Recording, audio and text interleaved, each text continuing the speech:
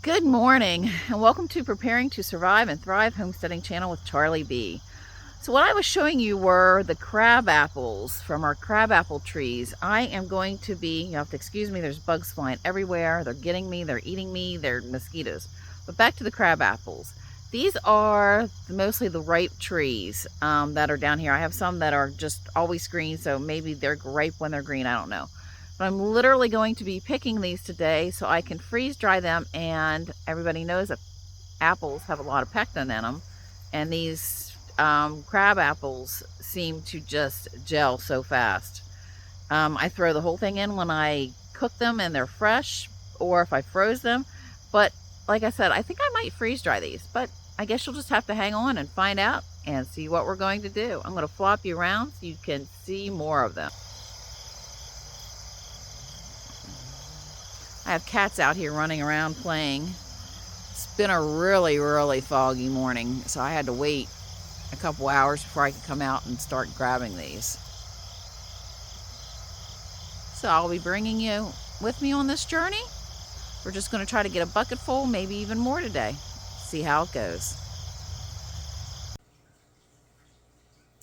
Well, we're back in the kitchen. I picked some of the wild crab apples, which are about this size. Now I haven't washed these up. And then I picked some of the domesticated crab apples. As you can see, the different size. The wild crab apples are about the size of a cherry, and the apple is about as big as one of those oranges that they call a cutie, to give you some size references. So I'll be getting these all cleaned up, and it's pretty simple. All I have to do is, I have them soaking right now. I just take a scrub brush and get any dirt, stuff like that off. These little ones, I'll literally, if they're too bad, I'll toss them because they're not worth the effort of cleaning them up. So most of the little bug bites I can literally take a paring knife and just kind of give it a little scratch, something like this. Maybe give it a little deeper dig in, and there you go. Now, this will be a lot of work. I am not deluding myself and thinking it's going to be super easy, but this is something I will have in case I can't get pectin. And I know where these have come from. I know they're coming directly from a tree that's on my property. And I don't have to worry about somebody else putting something in it or just not being good. And then when I get these all cleaned up, I'm going to run them through a food processor, and then I'm going to freeze dry them. So come with me, hang on for the ride, and we'll get these all cleaned up, and I'll show you step by step how I go.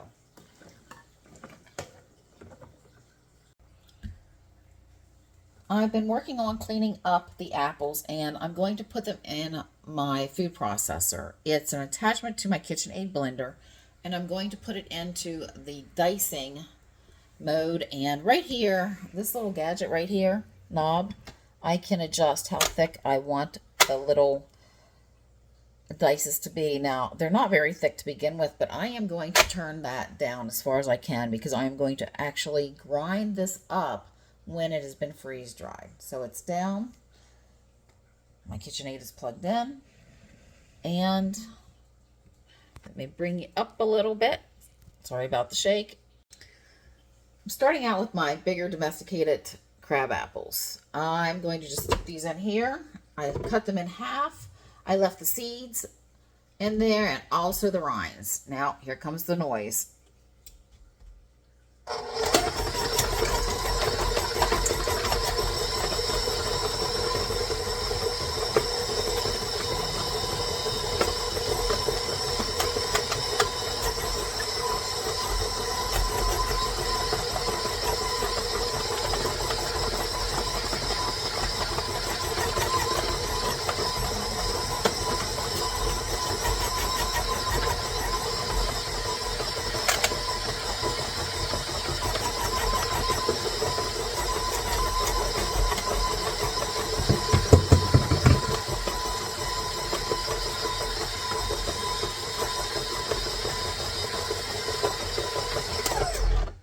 Sorry about the noise, but I wanted to show you this. I went ahead and did this. I have some juice dripping out. You can see it is cubed. Pretty good. These will turn brown if I let these sit out in the air too long. So I'm going to put a little bit of lemon juice on them as I go. It's just a little bottle, a little squirt bottle that I will just literally squirt right in there and leave them sit. Now I'm going to get to work on the rest of them, get them done up. We'll be back in a little bit. So I've cleaned up the apples. I've run them through my little food processor, and to give you an update, I had to walk away from this project and deal with some other issues. So unfortunately, my apples did turn brown, which is not a big deal in reality, because even if you make apple jelly, you're going to end up with a beautiful amber color when you're done. So what I'm doing with this is I have my 4 trays lined up. I am just going to take a cup and start putting them on the trays. 1 cup per tray. It's not completely flat, but it will work. And I'm going to keep doing this till I run out. I only did about a half of a bowl. I should get, I'm hoping 2 cups. If not, I'll go back and finish up some more. This is a very time-consuming job, but this will give me the pectin, and I still have a lot more apples sitting in there that I could use, but I have other things to do. And I can actually let those sit, clean them up, and throw them in the freezer, and I want to make some crab apple jelly.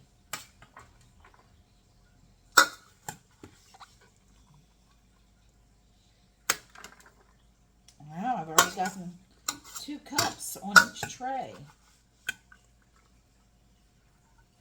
Let's see how much more I can get done.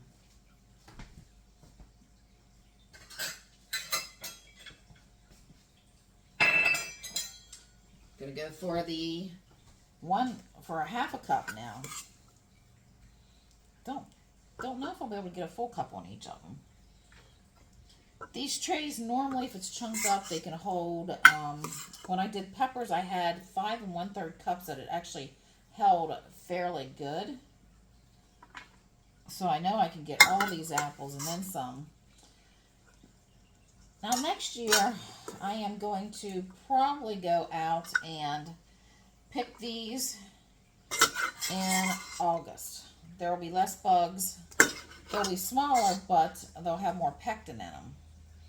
I would love to be able to tell you, oh, well, this pectin, just take a tablespoon and put in with your, say, 32 ounces of juice, and you'll have great strawberry jam. But I won't be able to tell you that because all apples are different from season to season and tree to tree.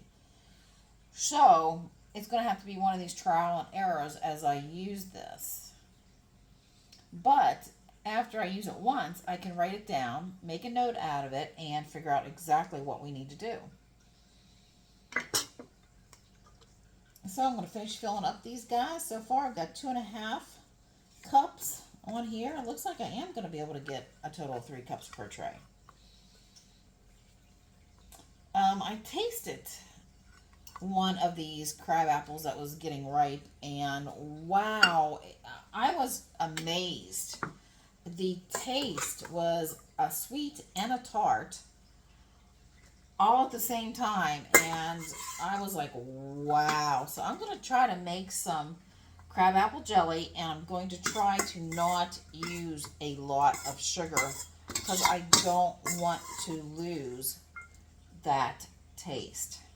So I didn't quite get the whole 3 cups, but I probably got, I'm going to clean this out. I probably ended up with 2 3/4 cup per tray, somewhere around there. It's not going to be quite even, but I'm not into perfection. I tried that years ago. It didn't work out so well, and yeah. Cooking, if you want an art, if you want something to taste really good, and always going by what's everybody else is doing may not always be the same idea. The same thing. It may not taste as good. So, what I'm trying to say here, in a roundabout way, is don't be afraid to try different things and enjoy what you're doing. So I'm going to get these smoothed out, and then I'm just going to put them in the freezer and let them freeze overnight. Now the reason I'm letting these guys freeze overnight is I try to mainly just use my solar and not have to rely on the grid, and it is a stormy day today. So I know when I use my freeze dryers, I definitely drain my batteries a lot faster, and then I get put back on the grid. But I also have electric going to the grid, so I have credits. Someday I'll explain all this to you. But I try to freeze dry when it's a bright and sunny day. Also doing laundry, washing clothes. But that's for another story. And we'll be back after these have come out of the freeze dryer. So, these are our freeze-dried crab apples. I actually tasted them before I started filming. They've got a really good tart taste to them, so I am going to eventually take some of these that I picked from the trees and make crab apple jelly, because I think it would be an amazing sweet tart taste. So what I'm doing with these guys, I'm going to kind of move them out of my way. I am going to put them in my NutriBullet, and I am going to make them into a powder. So I'm powdering them.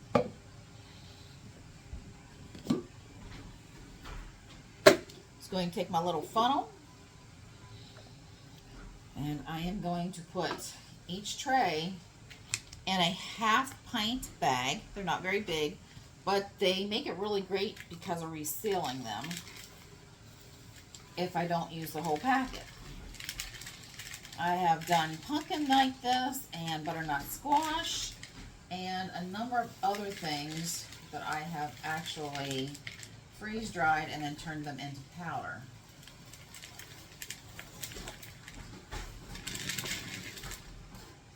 You hear some noise, sorry again, it's the little robot cleaning the floors. It saves me time, saves me trouble.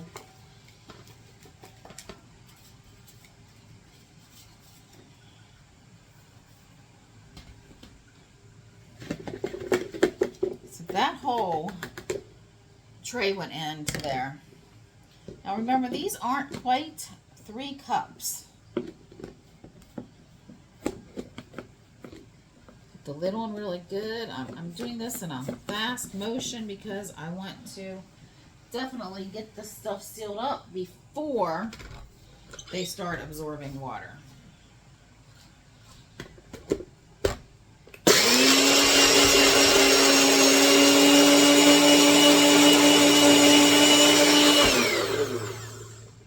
That didn't take long at all.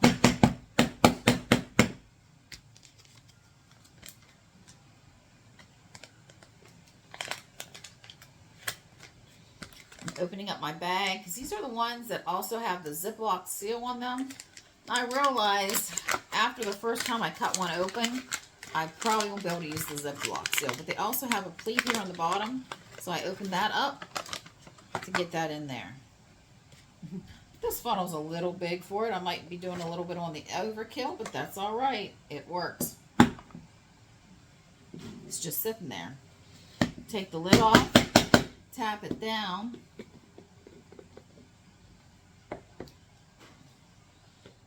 and there's your powder.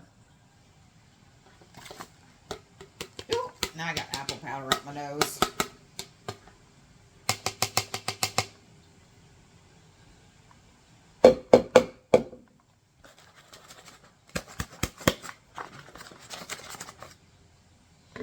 I'm going to go ahead and tap out my funnel.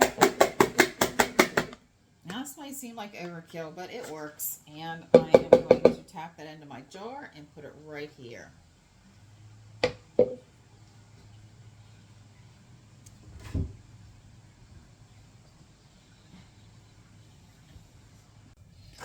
So I'm dropping in my oxygen absorber. I've done all 4 trays. I've turned them into powder, as you can see. I want to get those in there.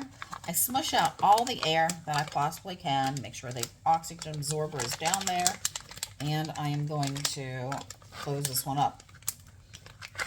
Now, these sealers do not vacuum seal, which would be a good thing, because if they were vacuuming powder out, you would have powder everywhere. So I am sealing that up. And I am going to seal it one more time.